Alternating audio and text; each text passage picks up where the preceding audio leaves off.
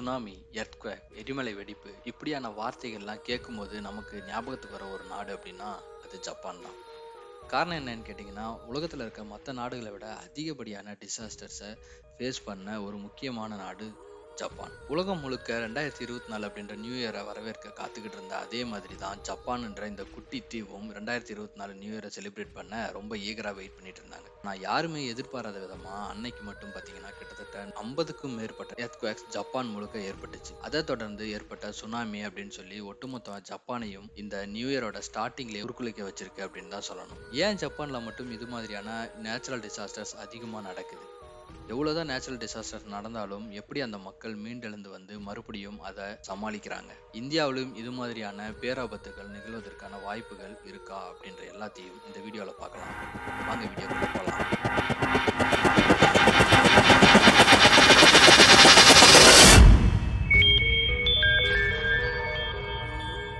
2023ல துருக்கியிலும் சிரியாவிலையும் இதே அளவான 7.5ல இருந்து 7.6க்குள்ளாக ஒரு எர்த்குவேக் வருது. ஸோ அதுக்கு கிட்டத்தட்ட 55,000க்கும் மேற்பட்ட மக்கள் இறந்து போறாங்க. அதே மாதிரியான 7.5 7.6 ரெக்டர் அளவுகோல்ல இருக்கக்கூடிய நிலநடுக்கம் தான் இப்ப ஜப்பான்லயும் நடந்துச்சு. ஆனா இப்ப உயிரிழந்தவங்களோட எண்ணிக்கை ரொம்ப ரொம்ப கம்மி, 100க்கும் கீழே தான் பாதிச்சிருக்கு. இதுக்கு என்ன காரணம்? ஜப்பான் இதுக்காக என்ன பண்ணியிருக்காங்க? எப்படி இந்த மாதிரியான மிகப்பெரிய டிசாஸ்டர் சமாளிச்சாங்க?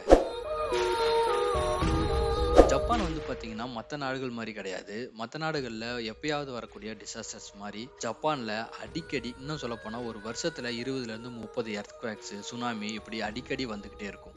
ஸோ அதனால அங்க இருக்க மக்கள் அது கூடயே வாழ பழகிட்டாங்க அப்படின்னு தான் சொல்லணும். ஸோ இந்த மாதிரி அடிக்கடி நேச்சுரல் டிசாஸ்டர் நடந்துட்டே இருக்கிறதுனால அங்க இருக்க மக்கள் அதுக்கேற்ற மாதிரி அவங்கள வந்து அடாப்ட் பண்ணிக்கிட்டாங்க அப்படின்னு தான் சொல்லணும். ஜப்பான் முழுக்க இருக்கக்கூடிய இன்ஃப்ராஸ்ட்ரக்சர் எல்லாத்தையும் அதுக்கேற்ற மாதிரி அவங்க டெவலப் பண்ணியிருக்காங்க.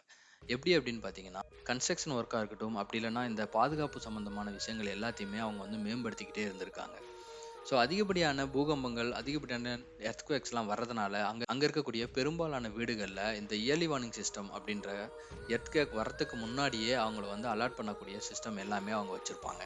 அது மட்டும் இல்லாம அவங்க கட்டக்கூடிய பில்டிங் எல்லாமே வந்து பார்த்தீங்கன்னா, கிட்டத்தட்ட ஃப்ளெக்சிபிளா இருக்கும். அது மட்டும் இல்லாம இப்போ ஒரு வீடு கட்டுறாங்க அப்படின்னா, அது வந்து எர்த்குவேக்க தாங்கக்கூடிய அளவுக்கு ஃப்ளெக்சிபிளா இருக்க மாதிரி வீடு கட்டுறதுக்கான பிளானிங் எல்லாம் அவங்க கிட்ட இருக்கு.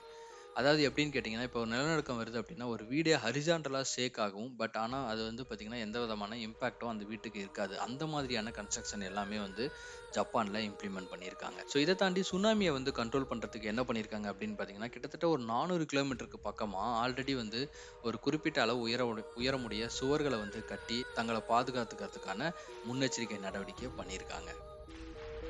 இத தவிர ஜப்பான் முழுக்க நேச்சுரல் டிசாஸ்டர் சம்பந்தமான ட்ரில்லாம் வந்து கண்டக்ட் பண்றாங்க. ஸ்கூலா இருக்கட்டும், காலேஜஸா இருக்கட்டும், ஸோ அங்க இருக்கக்கூடிய மிகப்பெரிய நிறுவனங்களா இருக்கட்டும், ஸோ அங்கெல்லாம் வந்து இந்த மாதிரியான நேச்சுரல் டிசாஸ்டரை மேனேஜ் பண்ணக்கூடிய ட்ரில்ஸ்லாம் வந்து அடிக்கடி கண்டக்ட் பண்றாங்க. இந்த மாதிரி நிறைய சேஃப்டி ப்ரிகாஷன்ஸ் அவங்க ஆல்ரெடி ஃபாலோ பண்ணிட்டு இருக்கிற காரணத்தினால தான் எவ்வளோ பெரிய எர்த்குவேக்கோ இல்லை எவ்வளோ பெரிய சுனாமி வந்தா கூட அவங்கள பாதுகாத்து அதிக பேர் வந்து இறந்து போறத தடுத்திருக்காங்க அப்படின்னு சொல்லணும். உலக அளவுல கம்பேர் பண்ணும்போது ஜப்பான் அளவுக்கு ஒரு நாடு வந்து மிகப்பெரிய டிசாஸ்டரை ஃபேஸ் பண்ணியிருக்காது. அது அது எய்தர் செயற்கையாவோ இயற்கையாவோ அந்த அளவுக்கு ஒரு மிகப்பெரிய மோசமான டிசாஸ்டரை சந்திச்ச ஒரு நாடு இருக்கவே வாய்ப்பே கிடையாது.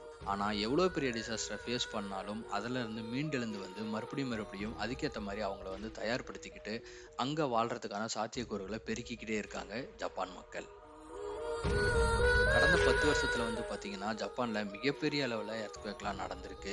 ஸோ அது மூலியமா நெறைய மக்கள் இறந்திருக்காங்க. ஆனா ஒவ்வொரு வருஷத்த தாண்டி வரும்பொழுதும் அவங்க மக்கள் இறந்து போற அந்த விகிதத்த, அந்த ரேஷியோவ வந்து கம்மி பண்ணிட்டே வந்திருக்காங்க அப்படின்னு தான் சொல்லணும். ஸோ உதாரணத்துக்கு பாத்தீங்கன்னா, மார்ச் 11, 2011ல வந்து ரிக்டர் அளவுகோல்ல 9.0 அப்படின்ட்டு பதிவான மிகப்பெரிய எர்த்குவேக் அங்க வந்து நடந்துச்சு. அத தொடர்ந்து சுனாமியும் வந்து அங்க நடந்துச்சு. இந்த டைம்ல 20,000 மக்கள் அங்க வந்து இறந்து போயிருக்காங்க.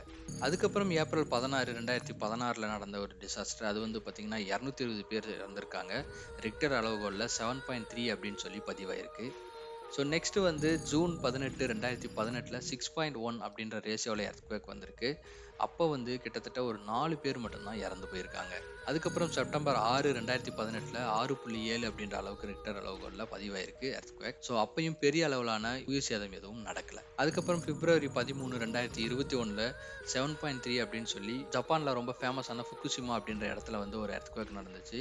ஸோ அப்பயும் வந்து பார்த்தீங்கன்னா, பெரிய அளவுல உயிர் சேதம் எதுவும் இல்லாம அந்த மக்கள் தங்கள பாதுகாத்துக்கிட்டாங்க. அடுத்து மார்ச் 16, 2022ல மறுபடியும் அதே ஃபுகுஷிமால 7.3 ரிக்டர் அளவுகோல்ல ஒரு மிகப்பெரிய எர்த்குவேக் நடந்துச்சு. கிட்டத்தட்ட 2 பேர் மட்டும் தான் அந்த எர்த்குவேக்ல இறந்து போனாங்க. மத்த எல்லாருமே சிறிய அளவு காயங்களோட உயிர் தப்பிச்சிருக்காங்க. ஸோ அத தொடர்ந்து இப்போ மறுபடியும் 2024லயும் இதே மாதிரியான ஒரு எர்த்குவேக் அண்ட் சுனாமி நடந்திருக்கு. இதுலயும் அவங்க ஓரளவுக்கு குறிப்பிடத்தக்க அளவுக்கு அவங்கள பாதுகாத்திருக்காங்க அப்படின்னு தான் சொல்லணும். ஏன்னா இந்த மாதிரியான சக்தி வாய்ந்த எர்த்குவேக்கும் சுனாமியும் தாக்கும்போது மற்ற நாடுகளா இருந்தா அதோட சேதமே ரொம்ப அதிகமா இருந்திருக்கிறதுக்கான வாய்ப்புகள் இருக்கு. ஜப்பான் அப்படின்றதுனால அவங்கள பாதுகாத்துக்கிட்டாங்க அப்படின்னு சொல்லலாம். ஸோ இந்த மாதிரி இன்ஃப்ராஸ்ட்ரக்சர் டெவலப்மெண்ட்டாக இருக்கட்டும், கன்ஸ்ட்ரக்ஷன் டெவலப்மெண்ட்டாக இருக்கட்டும், எர்த்குவேக் ஏர்லி வார்னிங் சிஸ்டம், இந்த மாதிரியான சேஃப்டி மெஷர்ஸ் எல்லாம் அவங்க ஃபாலோ பண்றதுனால தான் ஜப்பான் அதிகப்படியான சேதத்துல இருந்து தங்களை பாதுகாத்துக்கிறாங்க. அதே மாதிரி 2024 இப்ப நடந்த இந்த டிசாஸ்டர்ல இருந்தும் அவங்க கண்டிப்பா மீண்டெழுந்து வருவாங்க அப்படின்றதுல எந்த சந்தேகமும் கிடையாது. ஓகே, உலகத்துல இத்தனை நாடுகள் இருந்தும் ஏன் ஜப்பான்ல மட்டும் இது மாதிரியான டிசாஸ்டர்ஸ் கண்டினியூஸா நடந்துட்டு இருக்கு? அதுக்கு என்ன காரணம் அப்படின்றத பார்க்கலாம். இப்போ இது மாதிரியான டிசாஸ்டர்ஸ் அங்க அதிகமா நடக்கிறதுக்கு அந்த புவியியல் அமைப்பும் ஒரு மிக முக்கியமான காரணம். அது என்ன அப்படின்னு கேட்டிங்கன்னா, இந்த ஜப்பான் பார்த்தீங்கன்னா எந்த மாதிரி ஒரு இடத்துல இருக்கு அப்படின்னா, பசிபிக் ரிங் ஆஃப் ஃபயர் அப்படின்ற அந்த ஒரு பெல்ட்டுக்குள்ளார இந்த ஜப்பான் தீவு அமைஞ்சிருக்கு. அது என்ன பசிபிக் ரிங் ஆஃப் ஃபயர் அப்படின்னு சொல்லி கேட்டிங்கன்னா, உலகத்துல அதிகப்படியான எரிமலைகள் இருக்கக்கூடிய ஒரு பகுதி தான் இந்த பசிபிக் ரிங் ஆஃப் ஃபயர் அப்படின்னு சொல்றாங்க. உலகத்துல இருக்கக்கூடிய மொத்த எரிமலைகள்ல 75% எரிமலை இந்த பர்டிகுலர் ஏரியாக்குள்ளார தான் இருக்கு. ஸோ அதனால தான் அதை பசிபிக் ரிங் ஆஃப் ஃபயர் அப்படின்னு சொல்றாங்க. ஜப்பானும் இந்த நிலப்பகுதியில இருக்கிறதுனால தான் அதிகப்படியான நேச்சுரல் டிசாஸ்டர்ஸ் இந்த பர்டிகுலர் கண்ட்ரியை தாக்கிக்கிட்டே இருக்கு. ஜப்பான் மட்டும் இல்லாம பொலிவியா, சிலி, ஈக்வெடார், பெரு, கௌதமாலா, மெக்சிகோ, இப்படி உலகத்துல மிக முக்கியமான நாடுகள் பாத்தீங்கன்னா இந்த பசிபிக் ரிங் ஆஃப் ஃபயர் அப்படின்ற அந்த அந்த பர்டிகுலர் ஏரியாக்குள்ளார தான் வருது. இருந்தாலும் ஜப்பான்ல மட்டும்தான் அதிகப்படியான நிலநடுக்கமா இருந்தாலும் சுனாமியும் வருது அப்படின்னா அதுக்கு இன்னொரு மிக முக்கியமான காரணமும் இருக்கு. அதுதான் கண்டத்தட்டுகள், அதாவது டெக்டானிக் பிளேட்ஸ் அப்படின்னு சொல்றாங்க. இதை பத்தி நம்ம ஸ்கூல்ல எல்லாம் நிறைய படிச்சிருப்போம். அதாவது இந்த டெக்டானிக் பிளேட்ஸ் ஒரு தட்டோட ஒரு தட்டு மோதுறதுனால தான் நிலநடுக்கம் உருவாகும் அப்படின்றது எல்லாமே நமக்கு தெரிஞ்ச விஷயம் தான். ஜப்பான் ஒரு தீவு அப்படின்றதுனால அதை சுத்தியும் கடல் இருக்கு. ஸோ கடலுக்கு அடியில இந்த மாதிரியான டெக்டானிக் பிளேட்ஸ் மோதுறதுனால தான் சுனாமி எல்லாம் அதிகமா இங்க ஜப்பான்ல வருது. இன்னொரு மிக முக்கியமான காரணம் என்ன அப்படின்னு கேட்டீங்கன்னா, இந்த ஜப்பான் அமைஞ்சிருக்கக்கூடிய இந்த நிலப்பரப்புக்கு கீழே 4 டெக்டானிக் பிளேட்ஸும் ஒன்றா இணையக்கூடிய இடமா இருக்கு. ஸோ அந்த எட்ஜஸ் ஜாயின் ஆகிற அந்த பர்டிகுலர் பிளேஸுக்கு மேல ஜப்பான் அமைஞ்சிருக்கு அப்படின்ற காரணத்தினால தான் இங்க அடிக்கடி எர்த்குவேக் நடந்துட்டு இருக்கு. அதாவது இந்த டெக்டானிக் பிளேட்ஸ் மொத்தமா 7 வகையா பிரிச்சிருக்காங்க. அது என்ன அப்படின்னு பாத்தீங்கன்னா, Pacific plate, North American plate அப்படின்னு சொல்றாங்க, Eurasian plate, African plate, Antarctica plate, Indo Australian plate, South American plate அப்படின்ற மாதிரி. ஸோ இதுதான் அந்த டெக்டானிக் பிளேட்ஸோட மேப். ஸோ கரண்டா இந்த மாதிரி தான் டெக்டானிக் பிளேட்ஸ் அலைன் ஆகியிருக்கு.